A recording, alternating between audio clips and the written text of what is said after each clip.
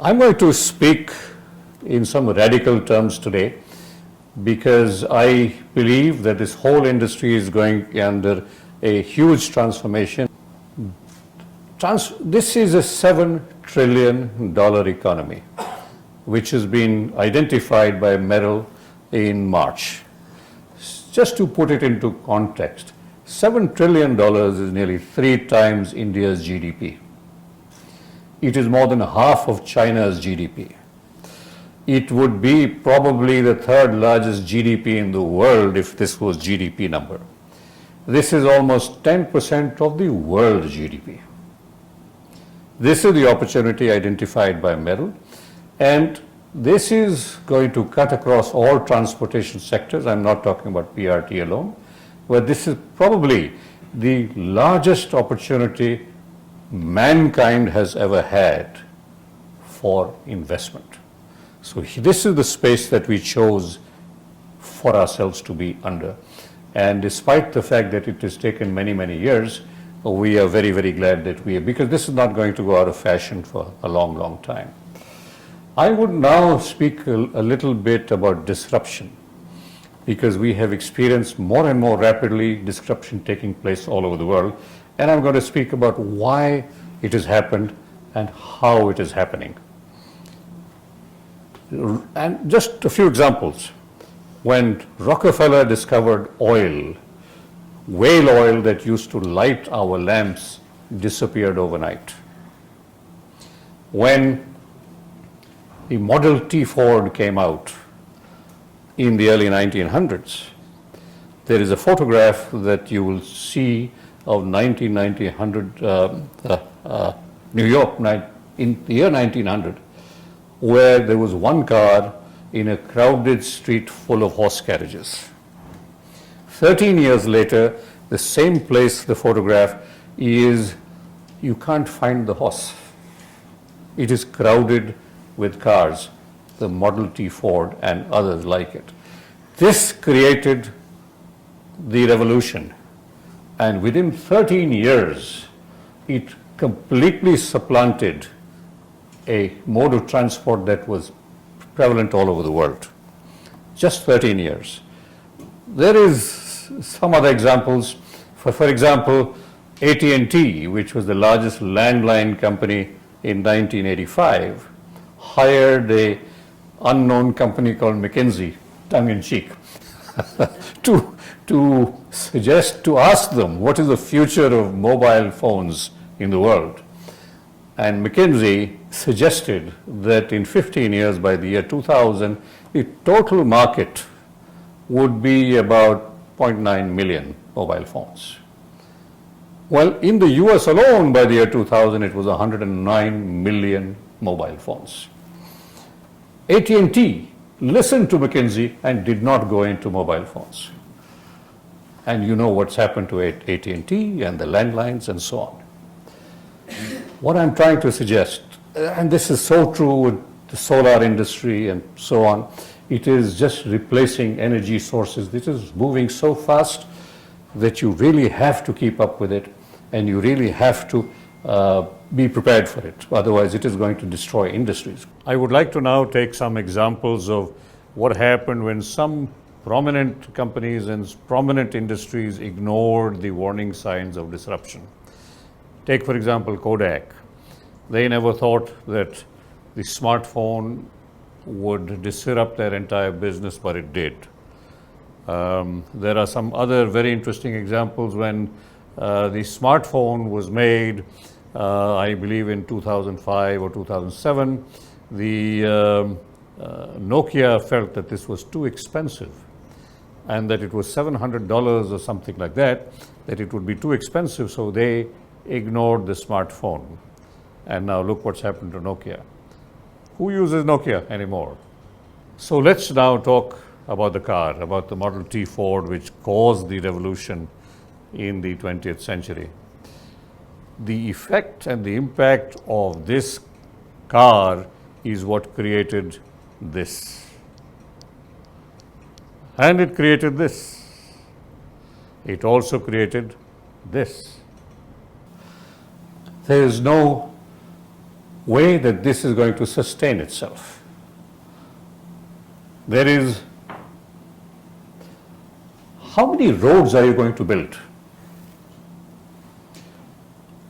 It's like loosening your belt when you're gaining weight to build another road or to build another flyover. But there is a physical constraint of how many roads you're going to build in the middle of a city. There isn't enough space in the middle of the city to build new roads. And despite these NH8 width, while you went to Gurgaon, something like 30, 40, 50 lanes, it still presents the same picture. So, prepared to be annoyed. It's much worse than just being annoyed. There is a lot more implications of what we are doing, of how we are spoiling our city fabric, spoiling our health, and all of that. So, much worse. I call this the anxiety of mobility. All of you came here in cars. Where are your cars at the moment? They're sitting in a car parking space. You're not using them. It is a wasted asset. But I'll come to that right now. 150,000 people died in road accidents last year in India, of which 17,000 were children. This is more than wars, terrorism, crime, everything put together. This is more than that. This is not sustainable. There are about 1.2 million people who are killed in road accidents every year around the world. It is not sustainable. And this is globally also, this is more than all the wars and crime and everything put together. This is the number one killer in the world. Not anything else, not terrorism. So, and who doesn't know this? This is not even quantifiable how many people are dying out of this. If you speak to any health specialist, I don't think anybody's made an estimate. I know a couple of people who died because of this. I know the lives that are being damaged of young children and young lives, and the shortening of lifespan. They say that if you live in Delhi, you're already going to die 7 years or 8 years before you. Just to add on to that, WHO has done an estimation. Oh, they have. Number of deaths in Delhi. Yeah. And it's estimated about 65,000 people died because of air pollution in Delhi. Right. And who caused it? The car caused it. This is not sustainable. It has to change. And managing director of Daimler-Benz made a wonderful statement. Any idea designed for success in the 20th century is doomed to failure in the 21st century. The car was a creation of the 20th century. It has changed our world so rapidly. Nobody builds a city without roads. Our cities are designed for cars. And you've seen what the cars have done to our cities. But this is true, that any technology which is last century devised for success is not going to succeed in this century. And there are so many examples that are happening in front of us. How much do you use your car? 4%, according to Professor Tony Seba of Stanford, who's done a study on this. And out of the 4%, 1.5% is used to look for parking spaces. So 2.5% is used of a car. But if you run a company and you use your asset only 2.5%, you're going to wind up the company. Asset utilization of 2.5% is ripe for disruption. And this disruption is going to happen very, very soon. Your car lies in these places all day long. And Gurgaon. It's not only a car, it's the buses. And this is just a wasteful expenditure. And the land, God is not making any more land. If this was not there, there would be a park here for recreation. There would be a quality of life improvement if this was not there. So this is not sustainable at all. So what are the trends? There are some phenomenal trends that are happening around the world. I have not put Ola logo here because Ola is not global yet. Hopefully it will be. But this company doesn't own a single car. It is valued at $70 billion valuation in a period of 4 or 5 years. This is disruption. This is what is happening. People are more and more taking, what is Uber? Uber is press a button and call a transport. And the transport takes you from your origin to destination. Well, PRT does the same, but I'll come to that a little later. This is one of the latest trends, and the valuation indicates this dramatically. This is the second trend. Tesla is making electric cars, as you referred to, sir. This is also a $60 to $70 billion valuation, despite the fact that Tesla only made 25,000 cars last year, and General Motors made 2.3 million cars last year. And Tesla valuation is higher than General Motors valuation. 100 times higher production, but the valuation is lower. Why? Because GM is trying to make more and more intelligent cars. Tesla is making a computer and putting that computer on wheels. This is the difference. When you drive a Tesla, you're driving a computer. This is the second biggest trend that is happening in the mobility industry at the moment. The third, so you mentioned Google cars, autonomous cars. And by the way, PRT is also an electric car. This is the third big trend that is happening at the moment in the world, which is a lot of activity from companies like Google and Apple and others creating autonomous cars for driverless drive. And there are forecasts that autonomous cars are going to change cities and disrupt the entire transport industry. This car is what is based on what is called machine learning. So it will stop when there's an obstacle, when there's a person, and so on. But, and I'll come to the use and the application of all these three technologies. There is another concept that is being used here, which is transport as a service. So you don't buy your car, you have shared rides, and this is the new trend that people are talking about. So these trends are being taken care of, are being noticed by the world at large, and people are getting extremely worried and excited at the same time about these trends. Silicon Valley, where a lot of innovation is done, the director of Nissan's research center in Silicon Valley has actually said that driverless cars will change society completely. This will happen sooner rather than later. Predictions are that this might happen by 2025 or 2030. The managing director of Daimler-Benz again said that autonomous driving will save 1 million lives. I think I mentioned earlier that 1.2 million people die every year in the world. He says out of this, 1 million lives will be saved by autonomous driving because autonomous cars are smarter, much more efficient than drivers. And of course, everybody is running scared. Again, the managing director of Daimler-Benz, one of the prominent car companies in the world, one of the most respected, has said most car companies will go bankrupt. And people in Detroit and other major car manufacturing centers, employees are very scared about this trend. So all this is fine. You can put the electric car, you can do shared rides, you can do the autonomous car. Where will you put them? They still have to go through all the congestion issues.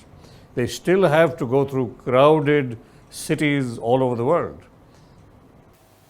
You cannot put a Google car here, and an Uber and Ola over here will still take 45 minutes or an hour for the journey. Yesterday I was in Mumbai and I did 2 appointments and I came back to Delhi at midnight. I left Delhi at 7 o'clock in the morning, I came back at midnight, and I did 2 meetings. Where will you put the Uber?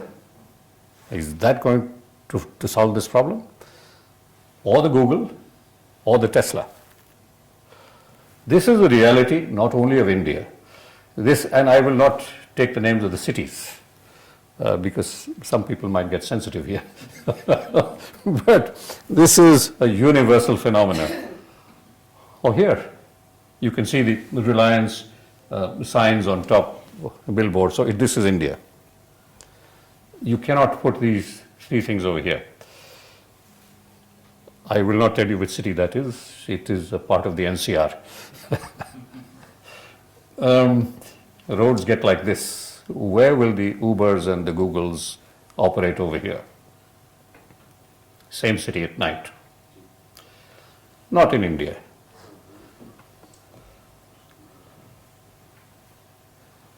This is the reality of India. You have Indian cities that came out of walled cities. You're not going to break them down. There's no place to build roads. This is unsustainable. This is again not India. It's all over the world. So what do you need? We have got used to evolution. It doesn't work anymore. There has to be revolution. And this has been shown in so many cases in the mobile phone industry, most especially. Who uses landlines anymore? I have not used a landline in many years. This is what is happening to energy, this is what is happening to mobility, and this is what I predict is going to happen much faster than anybody realizes in the transportation sector as well. We do this. We accept the situation as it is in India, and we do this. We do not, we have a very civilized solution not to try and navigate through the chaos on the road. We do this. This is what a PRT does. So, a PRT is a car on call from origin to destination, like Uber, like Ola. PRT is an electric car like Tesla and so many others are trying to do. And PRT is an autonomous car like Google or Apple. It's just that we didn't realize 10 years ago when we signed on to this that it's going to become so big. But thank you Uber and thank you Tesla and thank you Google for creating this trend. We now all of a sudden realize what we have. And our customers also like Ajman are realizing that this is the solution. This is accident free, this is no death solution, this gets you from place to place in 8 or 10 minutes. Can you add, I think Mr. Jha, you talked about seeing a movie in a Google car. You can read a book, you can do your work, you can work on your laptop. Just imagine the amount of productivity that will increase if you do that. So, I showed you the technology that changed the 20th century. The one on the left is the technology that changed the 19th century. It really changed the 19th century. The train, the railway. And on the right is the one that's going to change the 21st century. This is the disruption that's going to happen.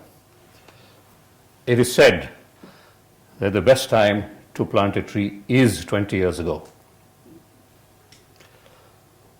The second best time is now.